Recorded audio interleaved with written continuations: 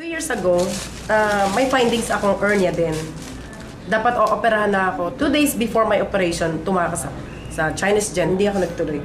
Buti na lang, itong panty liner na to, blessings talaga siya.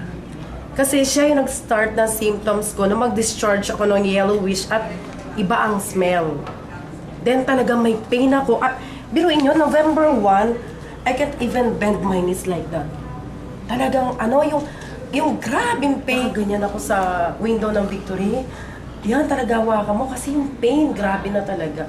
So nag-start ako noon, November 6, tumakbo na ako sa doctor. The first one, nagkamali ako ng punta, internist ang napuntahan ko. Sabi niya, Bartholin cyst. Pero hindi, sabi pumunta ka ng OB-GYN.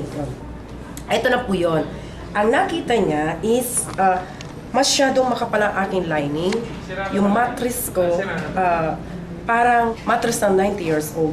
So yung bleeding ko, baka nagkukos dito sa loob nito. Pero nakita pa rin niya sa loob na meron akong malaking bukol sa left. Kasi talagang yung pain, grabe pag bumaba, umakyat siya through and through yan, diretso hanggang dito.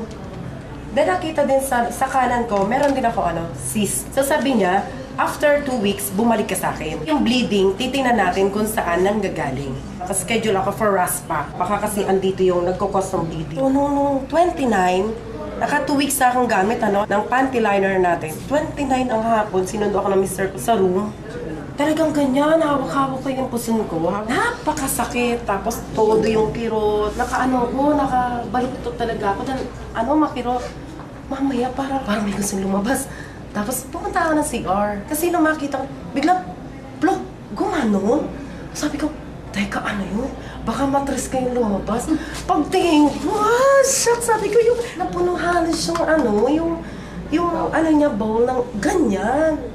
Tapos, kaya lang, ang hindi ako natakot ay paglabas, ang gaan. Tapos, teka, ba't nawala yung headache ko? After 1 hour ng pagpapahinga, ayan na naman, gano'n. Kambal yata yan, sabi niya.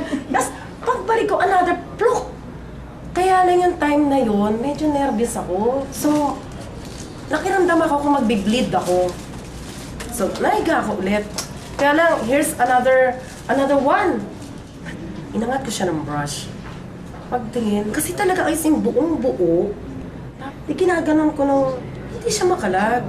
Tapos meron siyang maliliit ng kula-kulay. Ang size nito, ganito siya talaga pag nilagay mo sa nasa garapon po ito. Tingnan nyo, sabi ko, ito yung lumabas sa akin through the eye. So makita nila ito, naku talagang na-shock sila kasi nakita nila yung panghihina ko before and as in 2 weeks, latan-lata ako, suka ako ng suka, which is hindi ako naglilihi. Yung pala, cause na yun, nagiging weak na yung immune system, tapos yung hyperacidity, grabe na siya.